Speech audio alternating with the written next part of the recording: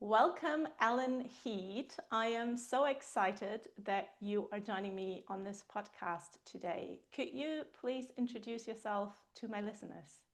Sure. My name is Ellen Heed, and I am an administrator now of a school called STREAM. It stands for Scar Tissue Remediation, Education, and Management. That's the acronym. STREAM is about working with scars, but not just physical scars in the physical body. We also work with emotional scars and existential scars. In other words, the meaning we make of our injuries or our prolapse. We have to get to the meaning level of what it is and how we interpret it, because the stories we tell ourselves influence our physiology at a very profound level. So we're working on the existential, the emotional, and certainly the physical. And we work with scars from birth and scars from anything that happens in life. People get injured, there are surgeries, there are emotional wounds and physical wounds that get wrapped up together, and then they create problems, especially scar tissue and occasionally extra tension in the pelvic floor. That extra tension can affect everything from the placement of the bladder, the uterus, the rectum, to painful penetration during sex, and especially birth related scars, because they really went unrecognized in the medical profession for so long. And it was suggested to me that I really address birth related scar tissue by the man who taught me body work.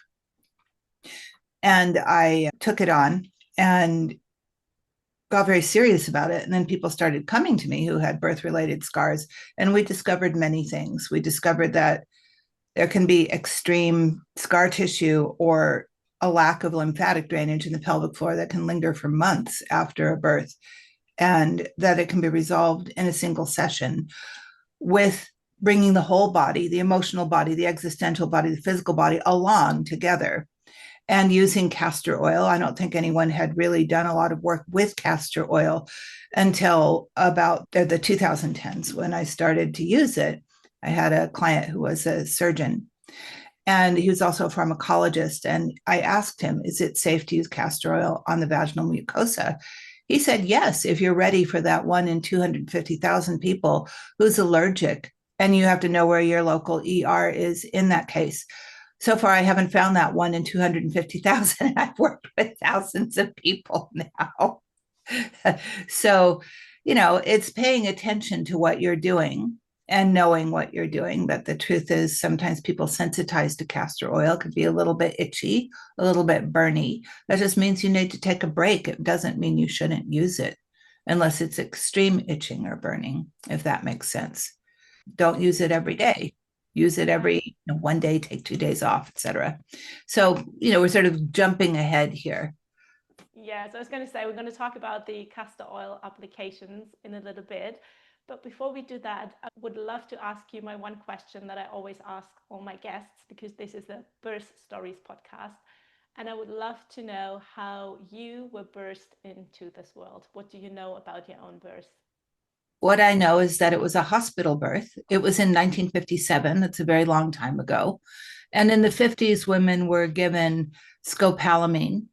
It's called the twilight sleep. A lot of them didn't remember. My mother didn't remember giving birth to me. There was no bonding.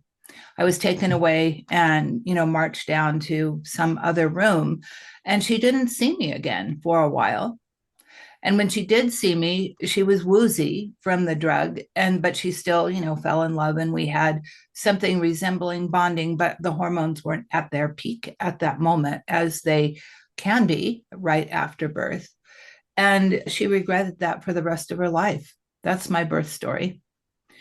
My mother had a lot of, when she started researching and getting interested in bonding and child development, she read a lot. She's a very well educated woman. She's curious about it.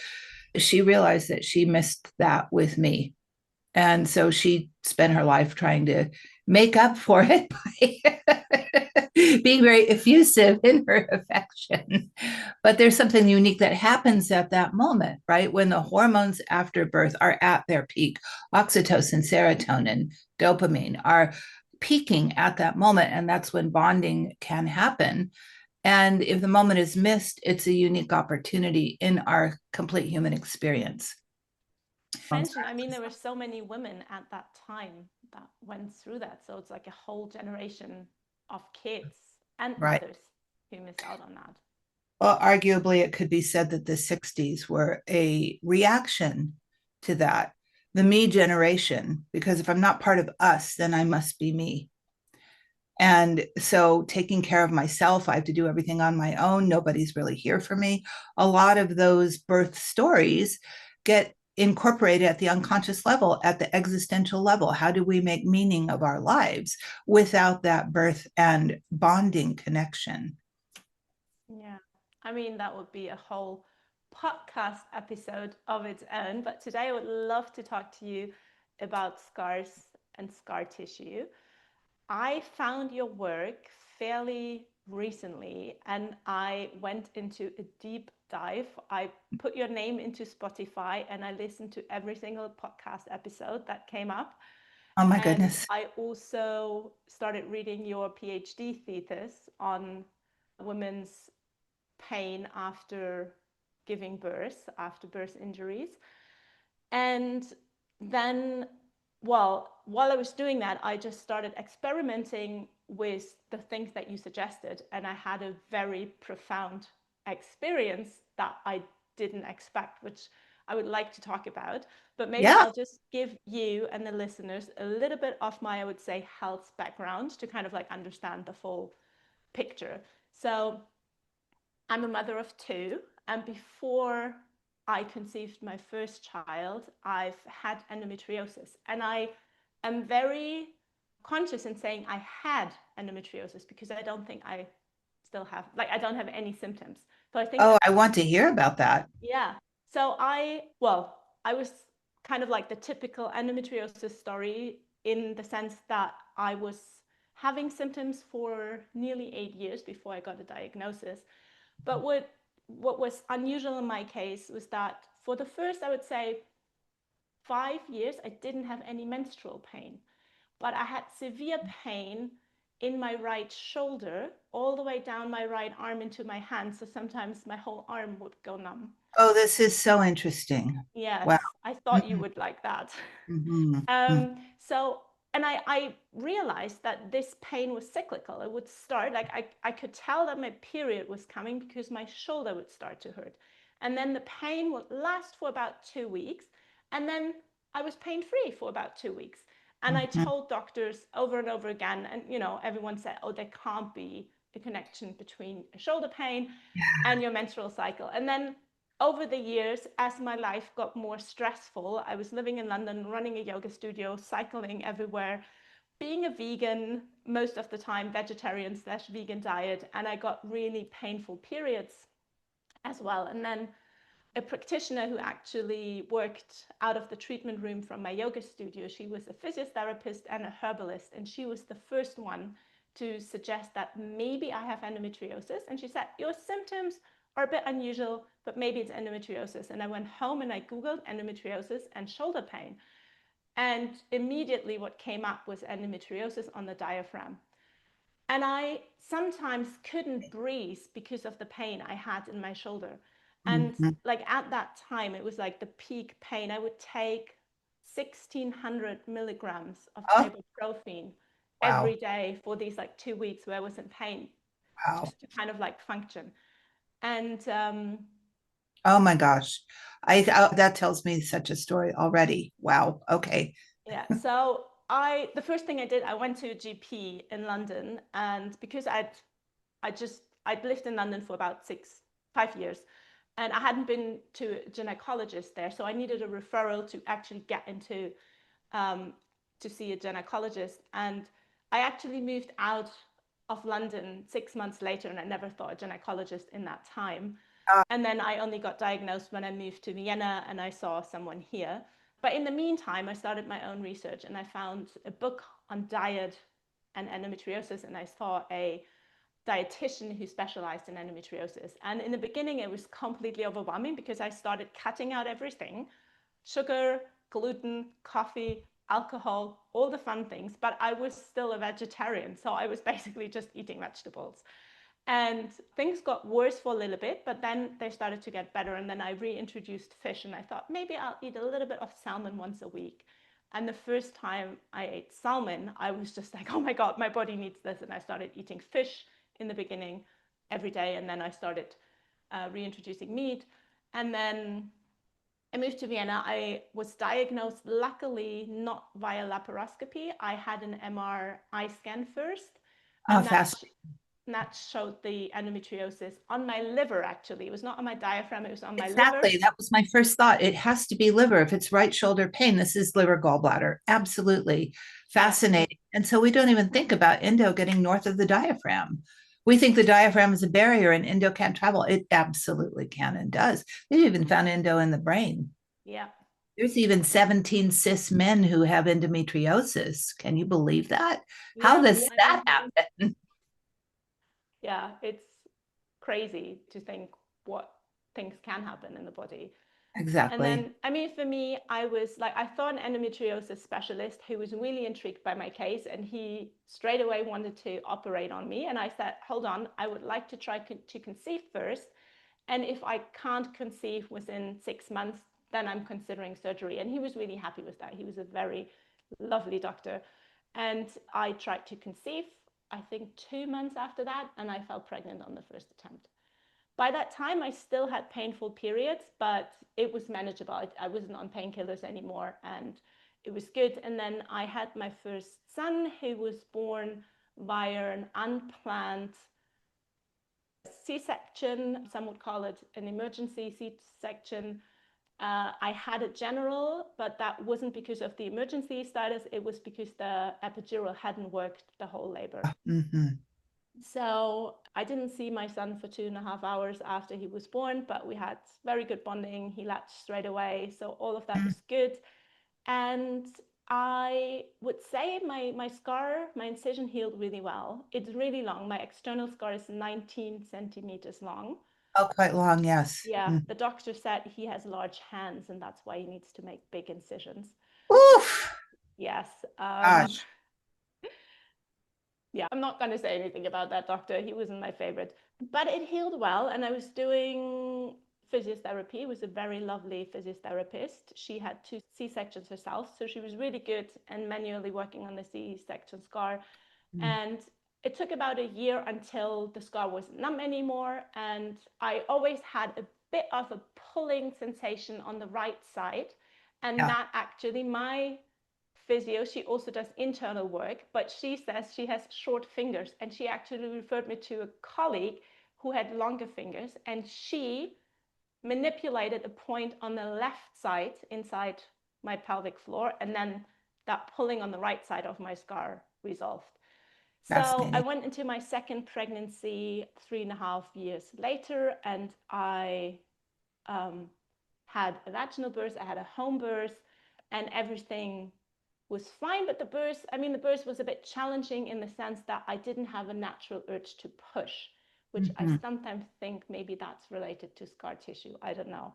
But I pushed out a 4-kilo baby without any physiological urge to push. And I had a second-degree tear, which was stitched up by the lovely student midwife who attended my birth.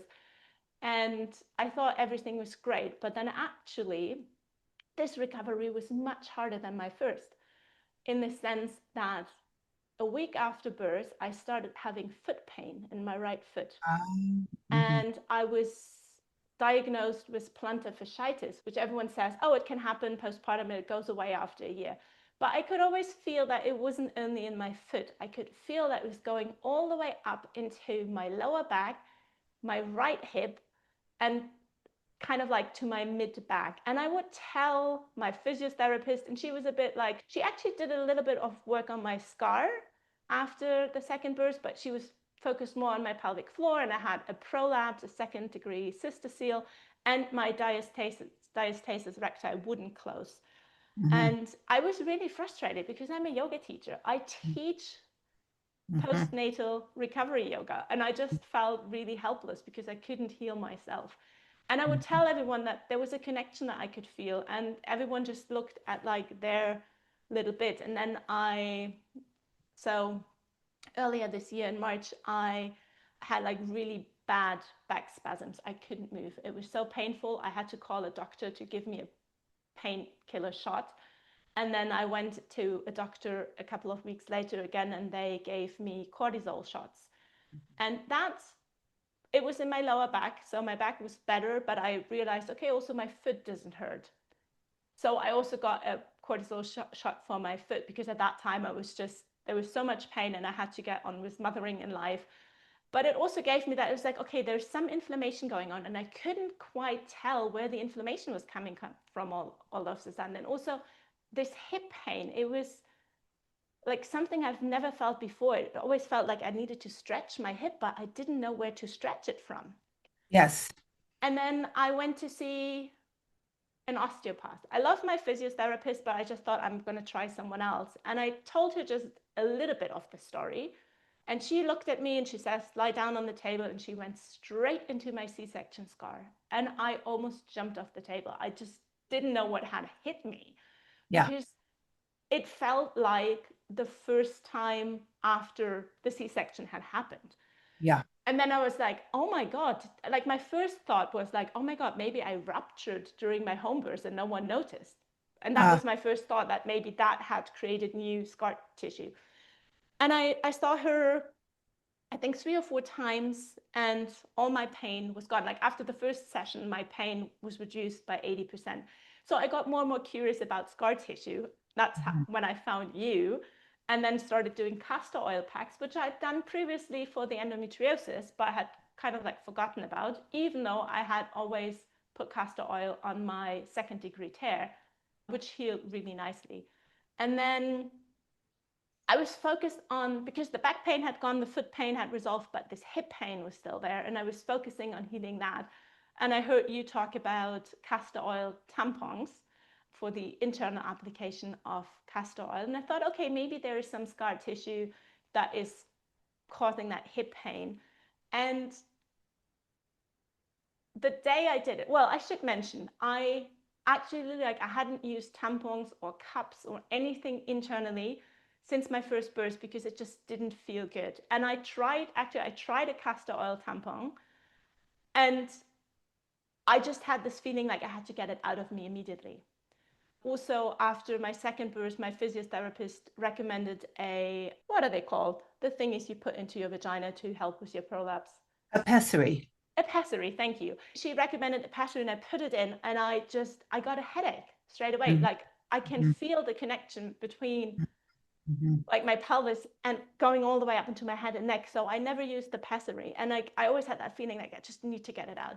And then actually in September, I went to Oxford to see Kimberly and Johnson for a day-long workshop, and she just did a very short session on me. It was just a external kind of like just holding my pelvis, and that was amazing. It shifted a lot.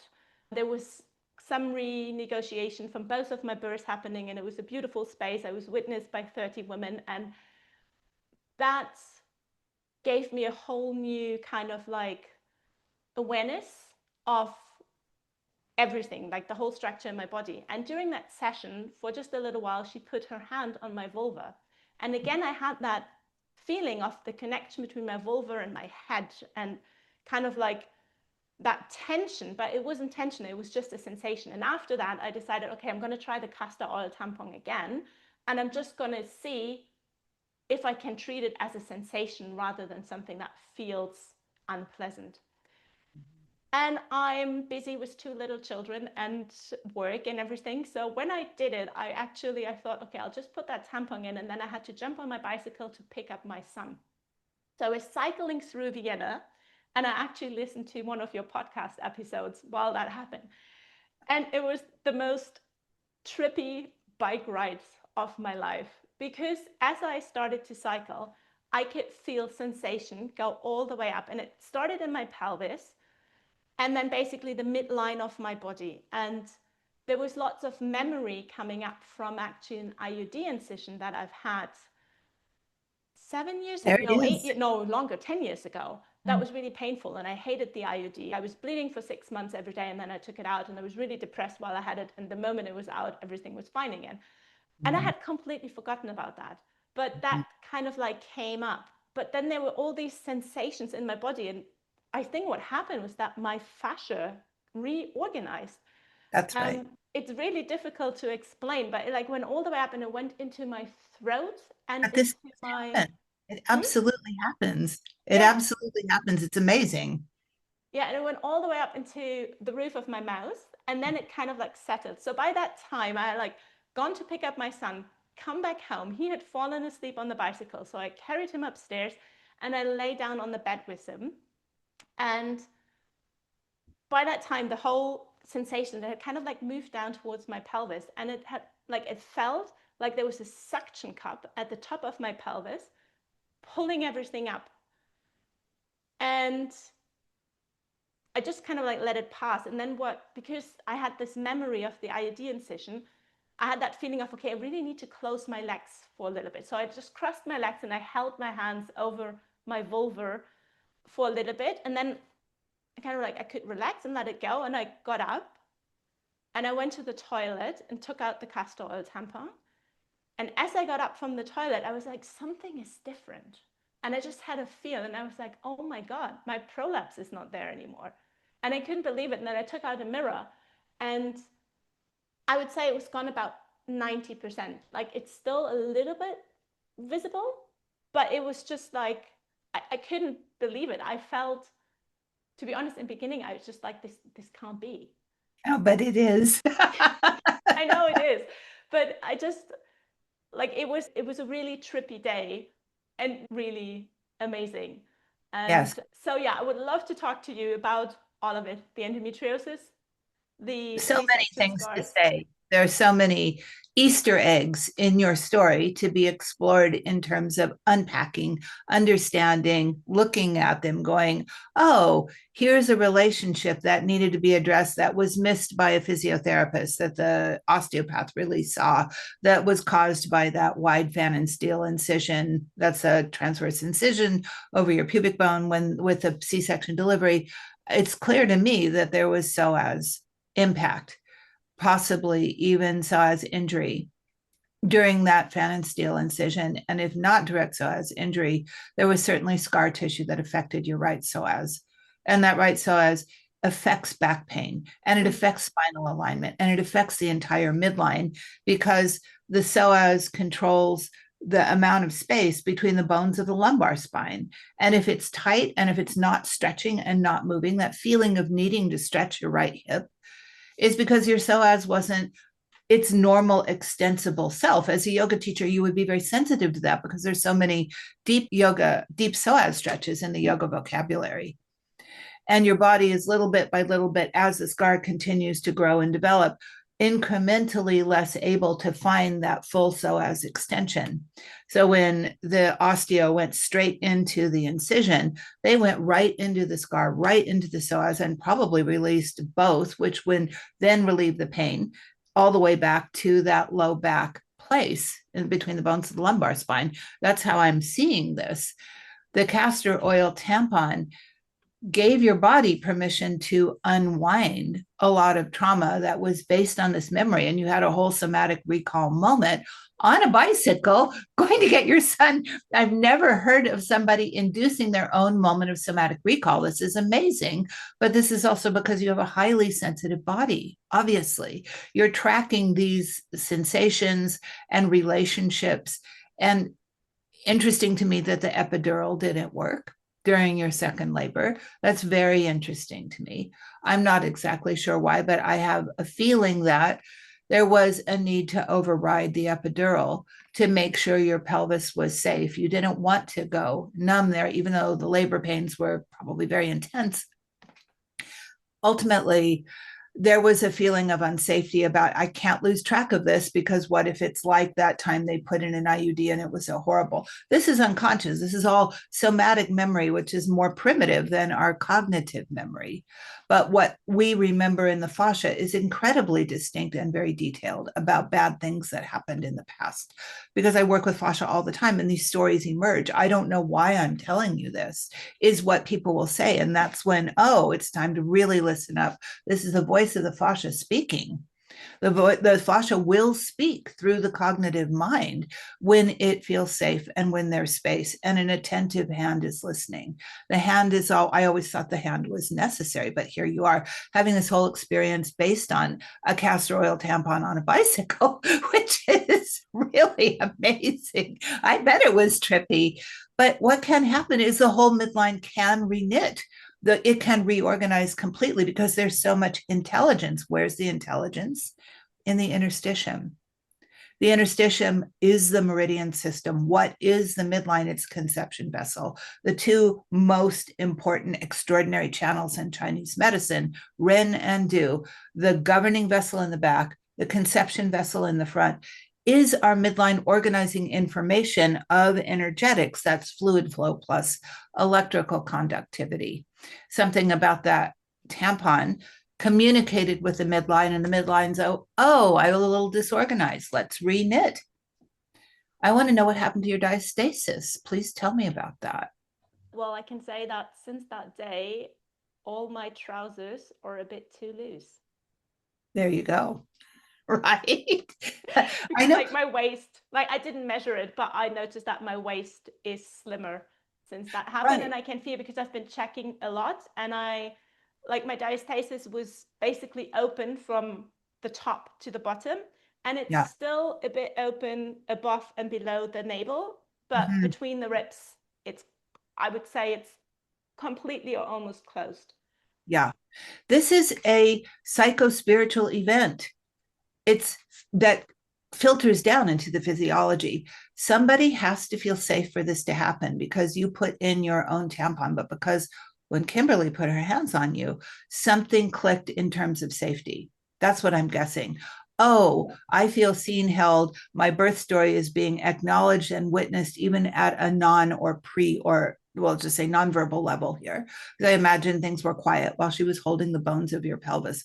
But that bone holding is talking to our essential bony memory, which gets disturbed, distorted, and otherwise out of kilter as a result of going through labor, especially in a medicalized environment.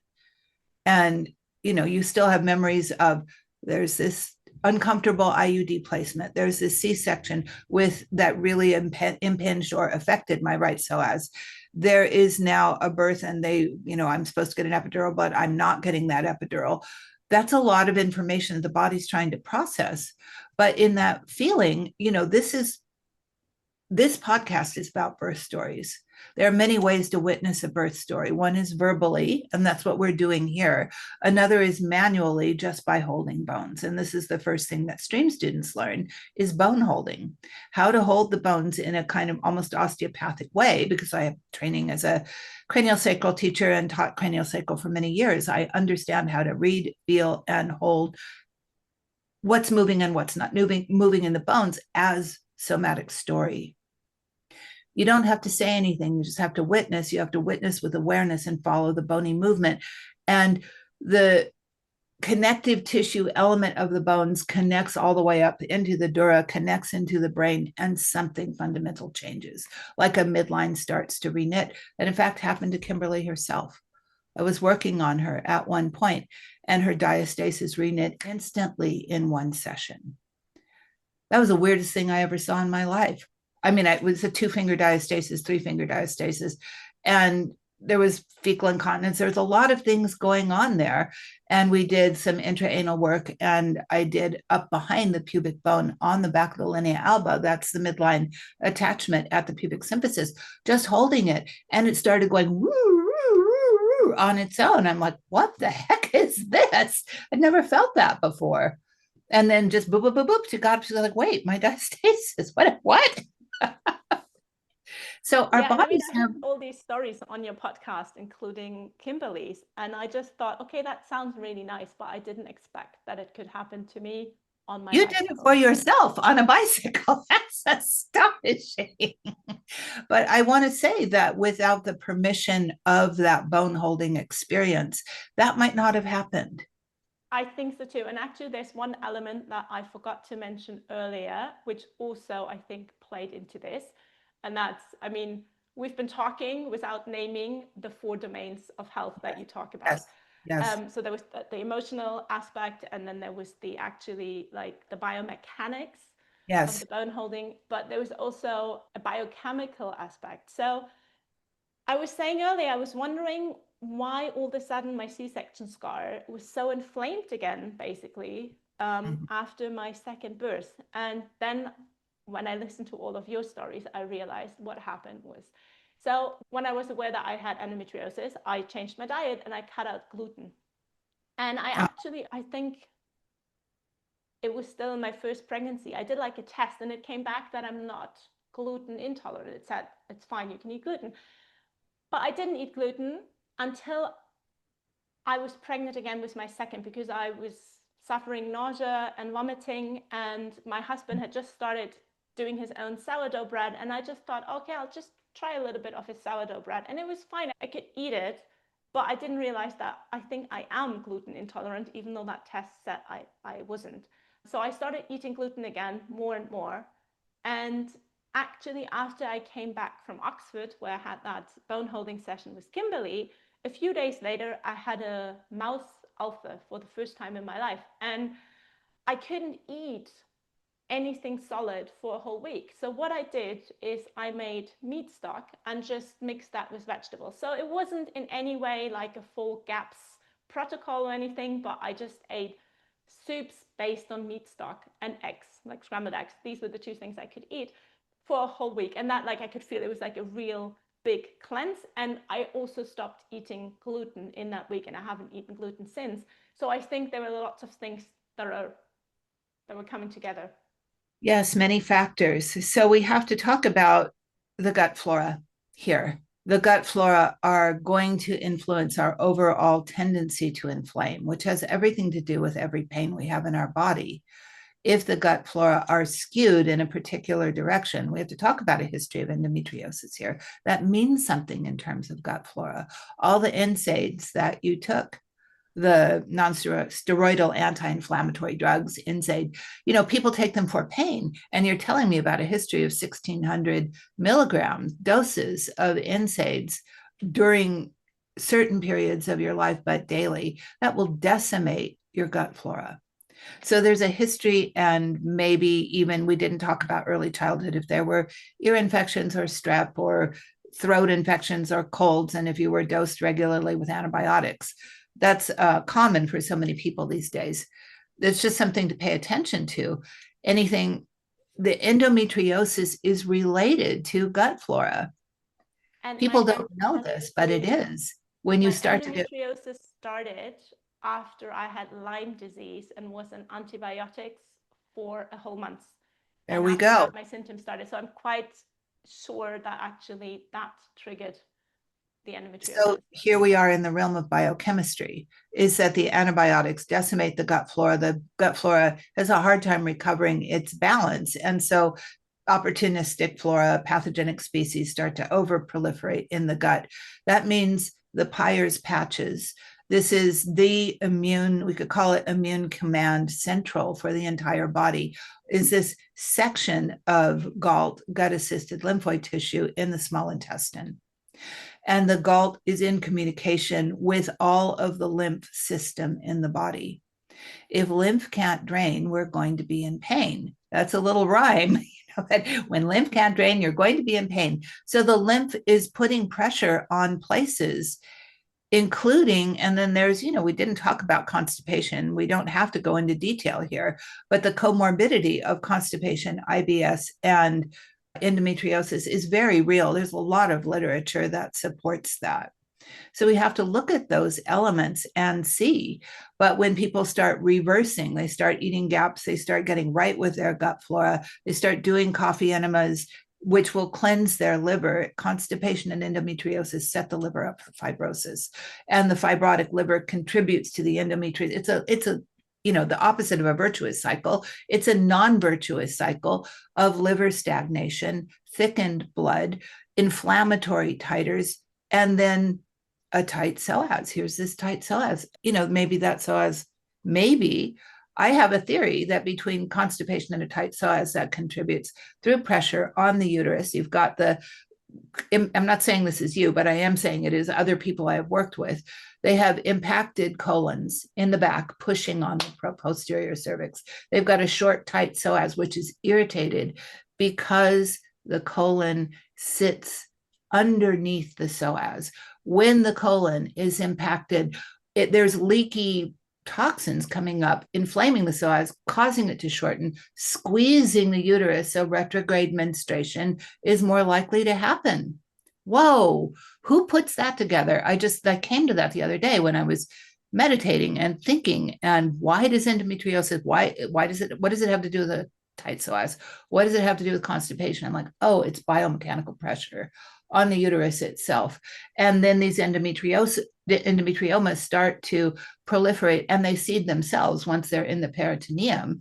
Every time you bleed, you're bleeding in the endometriomas, which seeds the bleeding, and then the blood travels and it starts another endometrioma, and it climbs up the tree till it's even north of the diaphragm and into the liver, into the lungs. Even in the brain, people have found endometriomas in brain tissue.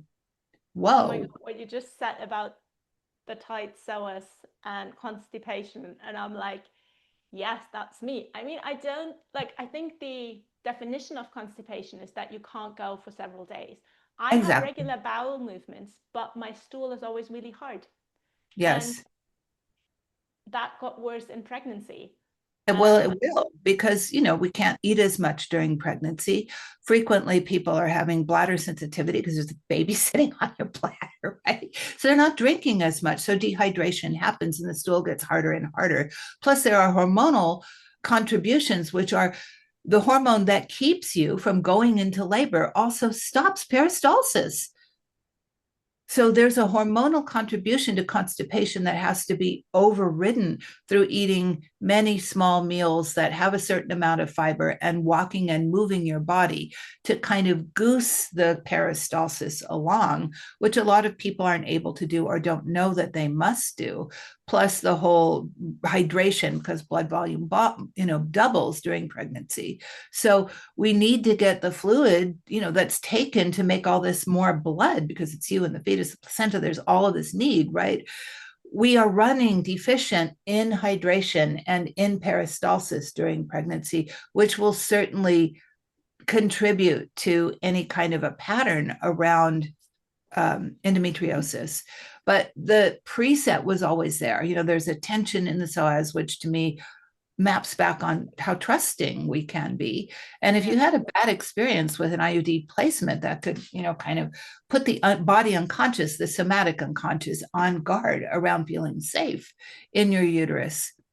And that could have, the uterus and the psoas, again, they're right there. They're right next to each other. Psoas on top, uterus, or at least broad ligament underneath, and the psoas and the broad ligament can get endometriomas on them, which cause them to all adhere together. I mean, there's so many ways to parse this, to go in deep and look at the biomechanics, the biochemistry, the emotions, and then scars.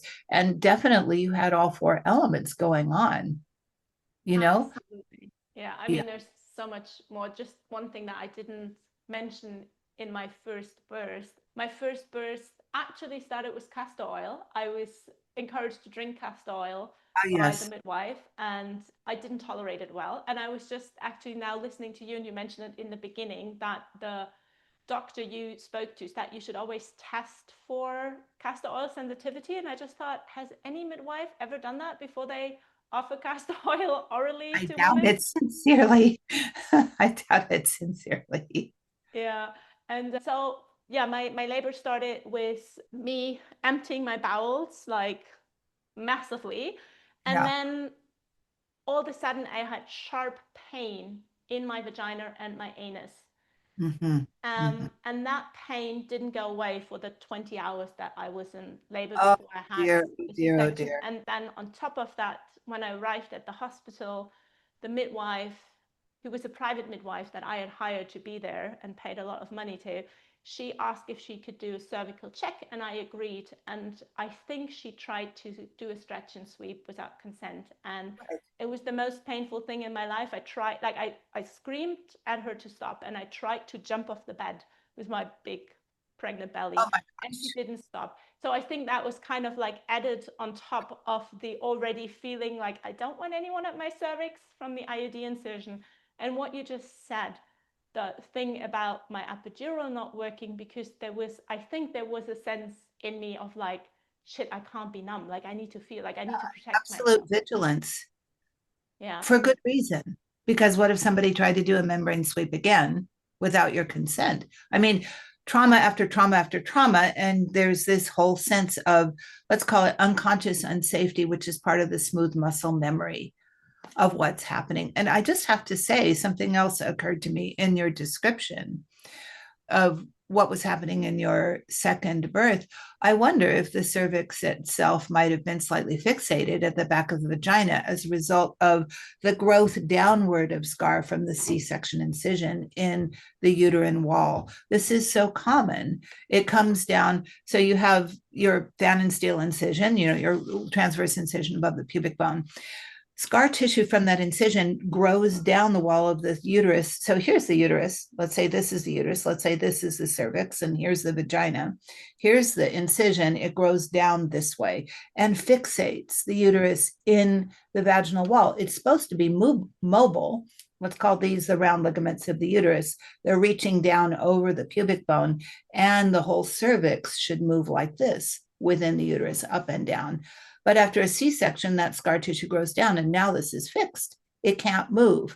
So the cervix itself is going to have problems with dilation potentially. This is why BVACs are tricky, because there's already a scar that could be affecting uterine movement at the cervical vaginal junction. And you know how long that takes to fix? About 3 seconds. A little castor oil and a knowledgeable finger ring around the cervix 1 or 2 times, and boom, now it's mobile. And then things start to work better, because these connective tissue, smooth muscle entities, which are the vagina, the uterus, the cervix, are able to communicate to each other without restriction. Scars restrict that knowledgeable, internal, intrinsic understanding of what right relationship and communication is between these elements. And if there's a Can we scar, talk about scar tissue a bit more? Maybe just for those listeners who are completely new to that, could you just give a definition of yes, scar tissue? Thank you so much. So a definition of scar tissue is thickened fascia. It's that simple. Extra fascia that keeps proliferating past wound closure. So there's a difference between a wound closure, which is a normal physiologic process. Let's talk about a C-section. There's an incision, and then the 2 sides of the wound approximate, and then they seal together. And then that should be the end of the story. But sometimes the scar keeps going past the wound closure. The body keeps making scar and making scar and making scar.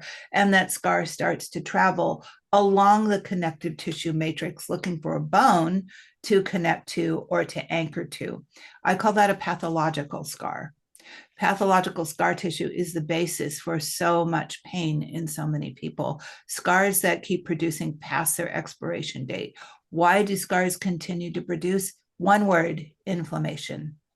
So if somebody, this is a perfect example, thank you for providing, which is, let's say somebody has a very mild gluten sensitivity. That's enough inflammation. The gluten is going to bother the Peyer's patches in the small intestine, which is going to talk to all of the lymph throughout the body. It's going to talk to a lot of the connective tissue. The lymph isn't draining. The connective tissue is getting stiffer and more infiltrated by extra thickened collagen.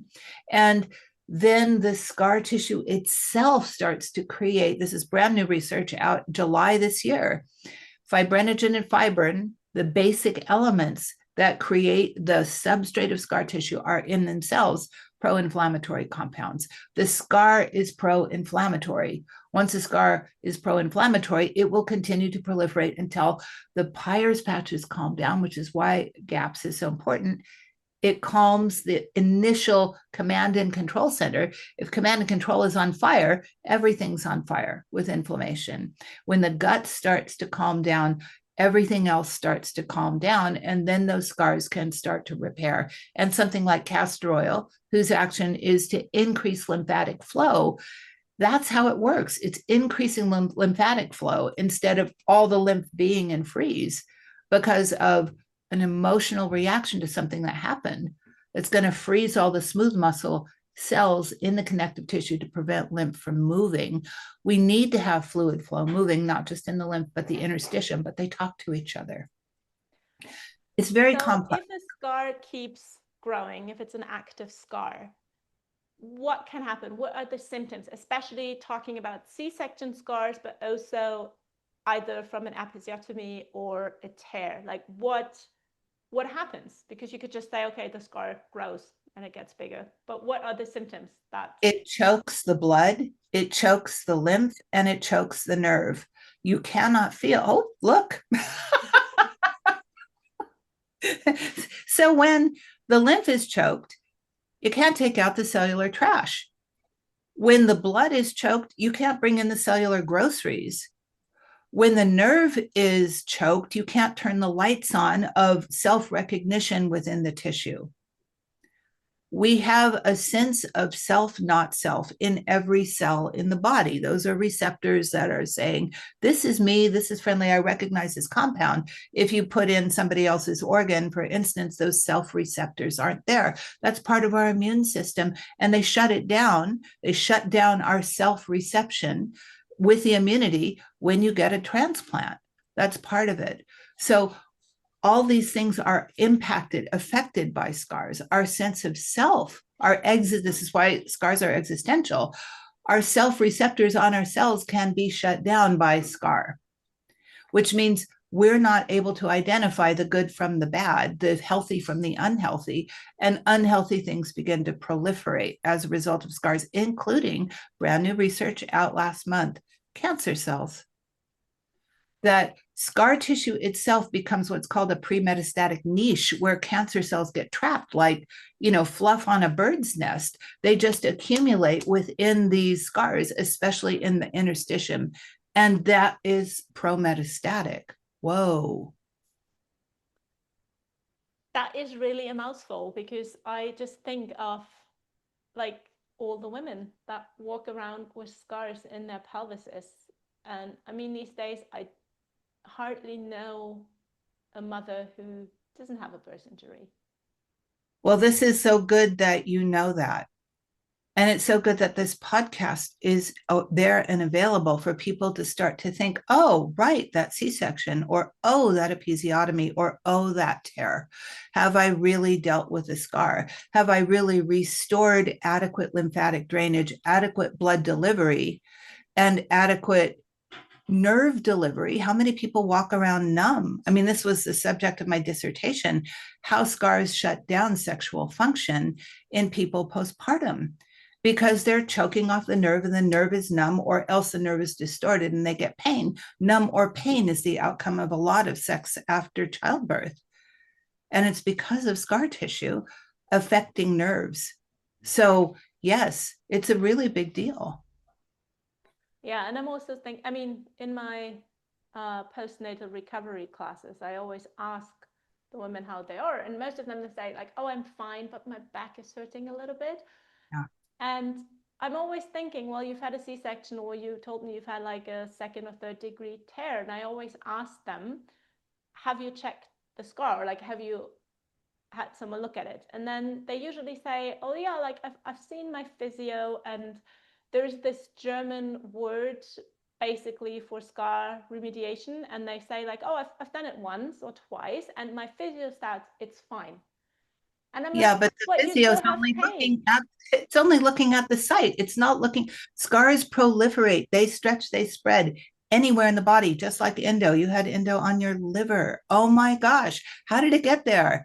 It got there through the movement of blood, the movement of lymph, and fluid movement within the body. Scars are moving through these pro-inflammatory cytokines, are moving through the blood, which get into the ECM all over the body and start scars everywhere. They start an inflammatory process, which will produce scar tissue under your shoulder blade, in your neck, in your jaw, in your midline, in your low back, wherever the pain is. It's related to an inflammatory complex, which is producing scars, which is skewing our senses and creating pain signaling. I mean, we don't understand scar tissue, and a physio may think, well, if I can see it, that's the scar. No, the scar is everywhere. I think that's a big takeaway. That was the big takeaway from what I've learned from your work, that my C-section scar is not that incision that's visible on my lower abdomen, but that it gets much deeper and wider than I previously thought. Can we talk about castor oil application externally a little bit? Why is castor oil so great? Castor oil improves lymphatic flow. It's been shown to stimulate lymphocytes. Lymphocytes exist in the lymphatic fluid. They're also within the extracellular matrix. Any place the space between the cells contains some lymphocytes. Immunity is body-wide. It stimulates an immune response. The evidence for this is incredibly weak. There's one paper that talks about it, and the evidence in that paper is not particularly strong. However, this guy did say that lymphocytes are activated by the application of castor oil. It's not uptaken by blood, it's uptaken by lymph. So once the lymph is flowing, we've broken the habit of this tissue cannot drain. When the tissue can drain, that makes more space for blood delivery. It makes more space for nerve flow, and the tissue itself will start to restore itself. But until that pressure of the extra fluid can move, and this is the main action of castor oil, is to move lymph. That's why it works. So we have to break the chain of lymph not moving, nerve not moving, blood not moving. The easiest way to do that is apply castor oil topically so the lymph can start to drain, and now the body can renegotiate that triad of necessity for cellular health. Thank you for clarifying that. To wrap up, you've mentioned the interstitium a few times, and because I know there will be lots of German listeners to this podcast, there is a great podcast episode from the Radiolab podcast. Oh, yes, I'm aware. I've heard it. I listen to it frequently. Yes, I've just listened to it again recently as well. And I've just, in preparation for this conversation today, I researched, and there's actually one German episode on the interstitium, which is unfortunately a bit disappointing. They start off similar to the Radiolab episode, and then in the end they're basically saying, meh, we don't really know. Is it a big deal? Nah. Well, they haven't done their homework. And there's new research. This new research about pre-metastatic niches is they occur in the interstitium. The interstitium is big frickin' news now because of its implications for cancer spread throughout the body. It is not the lymph that spreads the cancer. We've been told, oh, we have to take the lymph nodes because the cancer could spread into the lymph and that's going to take it everywhere.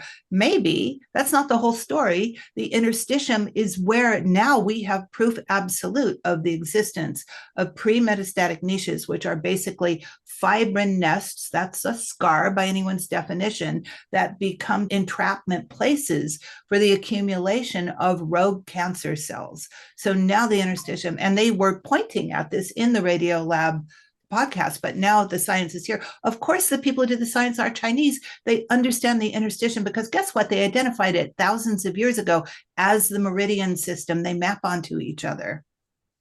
Could you just explain in your words what the interstitium actually is? The interstitium, they're waterways. They're waterways in the body shown to contain 4 times more fluid than we have blood.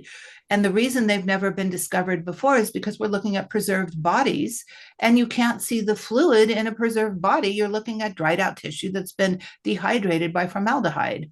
If you look at an unfixed body, you still can't see the interstitium because the fluid isn't flowing through it because the body's no longer alive.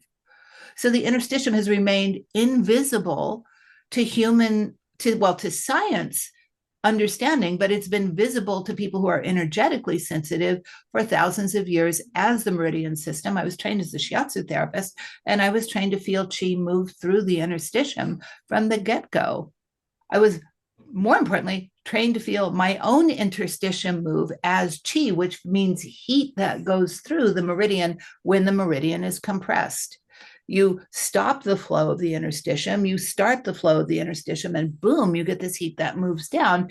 If you're balanced in your biochemistry, you're balanced in your emotions, you're balanced in your scar tissue, and you're balanced in your biomechanics. When those four elements are in balance, we can feel our own interstitium move. This is the same as the way people get yoga stoned or feel prana, etc. These esoteric, energetic sensations are our ability to feel our own interstitium. Yeah, I was mind blown when I first learned about the interstitium. It's so beautiful. Yeah, and then that got me thinking about my scar again, because I always knew that I was basically cut in half with my C-section in a way, but you call the interstitium the waterway, which I thought was quite a nice way to think about it. And then thinking that all of a sudden I have a block, like the water can't flow there because of the scar. That's really visualized it for me. And I can feel my energy flowing. I can feel my interstitium. And I was like, that makes totally sense. Exactly.